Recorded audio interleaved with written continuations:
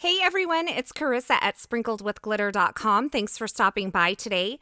Today I'm going to combine some products from both Altenew and Pretty Pink Posh to create a Christmas theme project. I'm going to be doing a little bit of double die cutting today, and you'll kind of see this come together and explained as I go throughout the project. So first I'm going to start with this die cut. This is a decorative tag die from Pretty Pink Posh, and I'm going to cut it out of this scrap piece of black cardstock. Now, because I need to hold it in place, I have found lately that I'm really loving this delicate surface frog tape for holding my dies in place or my stencils. I find that it doesn't rip the surface of my cardstock even if I haven't neutralized it on the back of my hand first. So I've just kind of rediscovered this in my stash and finding that I'm actually really liking it.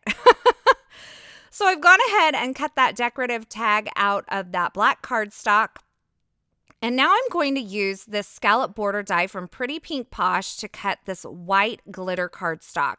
Now you'll see me run it through my machine, and then I've taken it over to my trimmer and just trimmed off a strip of that. And then I'm going to run it through my die cut machine again, so I'm left with these two pieces of cardstock that have kind of a swoopy edge with a scallop on top. And these are eventually going to become the snowbanks on the bottom of my tag here. So once again, just taking that over and trimming down this strip. And now I'm going to position these onto that decorative tag that I die cut earlier, kind of where I want them along the bottom. These are going to be my snowbanks, like I mentioned before. I'm going to hold them in place using a little bit more of that delicate surface frog tape. And this is where the double die cutting comes in, because I'm going to die cut those die cuts, right? Double die cutting. Now, I'm sure this has been done before. I'm sure it's been called something else, but today I'm calling it double die cutting, and you can call it whatever you want. So I'm going to position that decorative tag die back over the top. It's going to kind of lock into place with the cutting lines that were there before. And then I'm going to run this whole layered up thing through my die cut machine. Once again, I just use a regular die cutting sandwich. And then that's cut through those glitter pieces that were strips before. And it has allowed me to position them perfectly onto the bottom of my die cut. So now I'm going to do a little stamping on this tag. So I've gone ahead and traced the top border of that top snowbank there. And I'm going to prep the surface of this dark cardstock with my EK Success powder tool. Now, I always prep the surface of my paper with a powder tool or an anti-static tool of some sort before I heat emboss on it. But when you're embossing on black cardstock, it's especially important. Now, here I have this pine tree stamp. This is from Altenew. I place it on my surface to pick it up with my block to make sure I get it nice and straight. You can also, as I showed you there, position it onto your block just using your fingers. And then I'm going to ink it up in some Versamark ink. Now, this ink is perfect for embossing, but I'm also going to show you how to use it to just add a watermark or tone-on-tone effect to your cardstock later on.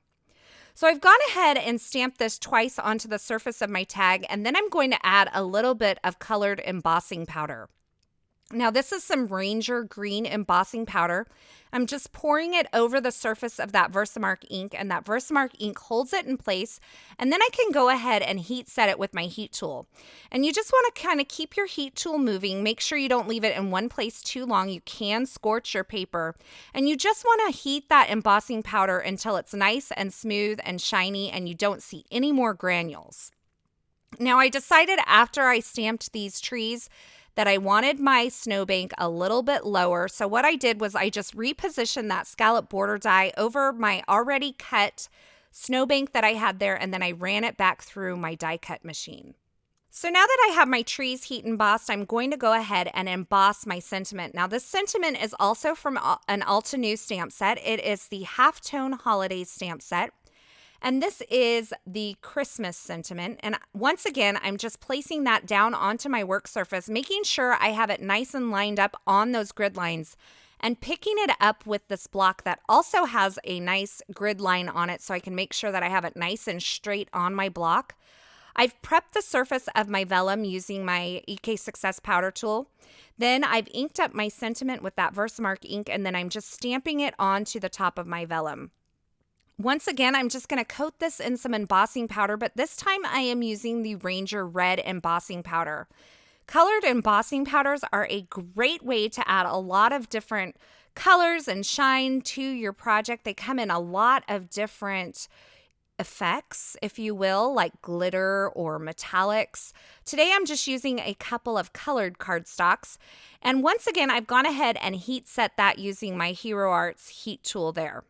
Now I decided I kind of wanted to give this tag a chalkboard effect. And so I'm just taking some Hero Arts Unicorn White pigment ink and just dabbing it onto the tag using my finger, and then I buffed it off using a dry cloth.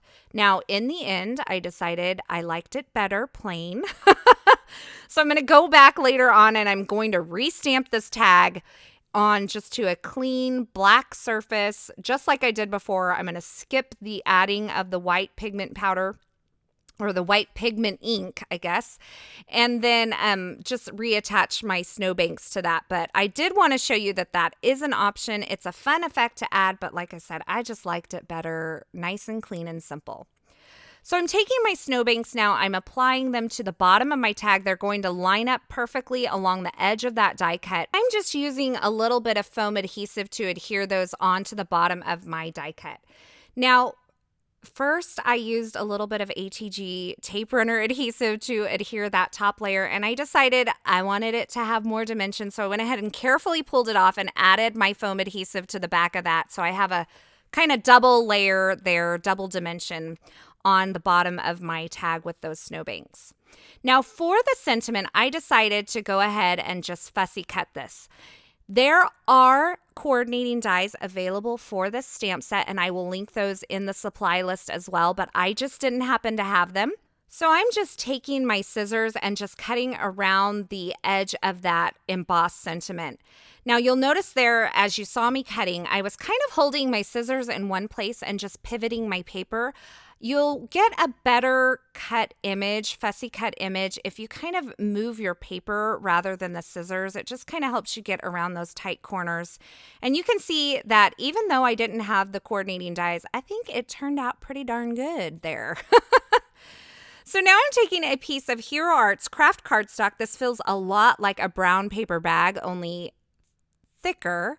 And I'm just inking up this wood palette background stamp from Altenew with some Versamark ink. Now this is that watermark or tone-on-tone effect that I told you about earlier. This Versamark ink is great for embossing, but it's also great for this tone-on-tone effect. So this card, even though there's lots of different colors going on in the stamping, I only use just the Versamark ink to do all this. And I combined it with some embossing powder and also a background stamp on that darker colored cardstock to create a little bit of texture. So you saw me just place that piece of cardstock face down onto my background stamp and then cover it with a piece of scrap paper and just rub all over the surface to make sure that I had that image transferred on. And that just gave me that wood texture on that card front there. Now here I've just attached the little tag reinforcer there to the top of my tag, and I used a little Zig 2-way glue pen to do that. Then I punched through that hole using my Crop-A-Dile. I can see right through the top of that Crop-A-Dile to punch my hole. And I'm going to finish off this sentiment with this embossed word. Once again, using a little bit of embossing, but this time it's with some superfine detail white embossing powder. So once again, I am just stamping this the same way I did before and embossing. Once again, because this is a dark cardstock, I made sure that I did prep the surface using my EK Success powder tool. And then I'm going to take this over to my handy dandy trimmer. I can see right where I'm going to cut with this trimmer, which is one of the reasons I love it so much. And I'm just going to trim that down into a thin little strip. So now it's kind of time to assemble my entire card here. I'm just adding a little bit of foam adhesive to the back of the tag, once again to add even more dimension. This may be not the best card to mail in the mail, but you know, I added some dimension because I could and I like it. And then I'm going to add my embossed sentiment to the snowbanks. I'm kind of tucking it between the two snowbanks. And I just used a little bit of the Ranger Multi-Medium in the matte finish, and I put it just behind where that embossed word is so that you would not see the adhesive through the vellum. And on this part of the sentiment that's hanging over the edge, I just added a little bit of the Cool Tack clear foam adhesive to give it a little support. Now, I thought it would be fun to mimic the stitched edge that's on that tag there, that decorative tag, and also on the scallop borders that I created. So I'm using another Pretty Pink Posh border die. This one just cuts the edge there, so I placed the cutting edge right where I wanted this cardstock to be trimmed down. I used my grid mat to make sure that I had that nice and straight, and then I used the frog tape delicate surface to hold it in place while I ran it through my die cut machine. And now I have that nice stitched border along the edge of my card front there, and it also was able to trim down that card front for me as well. So you can see I've added a little bit of gold thread to the top, tied in a bow to this tag, and then I placed my tag onto the front of my card there, and I'm just going to add a little bit of fun foam behind this card front once again to add a little bit more dimension because there wasn't enough already, right? I just adhered that on using my ATG tape runner adhesive, and now I'm going to cut a card base from this basil peppermint cardstock. And you probably saw me cut it to 4 1/4 by 11 inches there. I actually ended up trimming this down to 4 inches. So my final card base is 4 inches by 5.5 inches. I scored it at that 5.5 inch mark along the long side there so that I could get this final finished card size here. Now I'm just adding a little ATG tape runner to the front of my card base, and I'm going to use the edge of the surface that I'm working on to make sure both of those right edges of my card front and my card base are perfectly lined up, and I'm going to use my fingers along the top and bottom edges to make sure it's all perfectly lined up, and then I'm going to push it into place.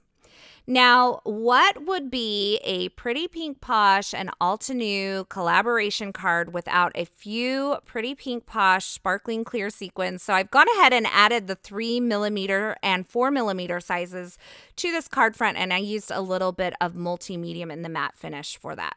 So here's a look at my completed card project featuring products from both Pretty Pink Posh and Altenew. And this project is actually part of a very fun blog hop. All of the cards feature a holiday theme, products from Pretty Pink Posh and Altenew. Be sure you head on over to my blog for more information on that blog hop, as well as some fabulous giveaway information over there. I really hope you enjoyed this project. As always, I will have links to all the products used in this project over at my blog, along with more still shots. And there will be links to the featured products in the description at YouTube. Thanks for stopping by. I hope you enjoyed this video. Thanks for watching. And until next time, I hope you have a fabulous day.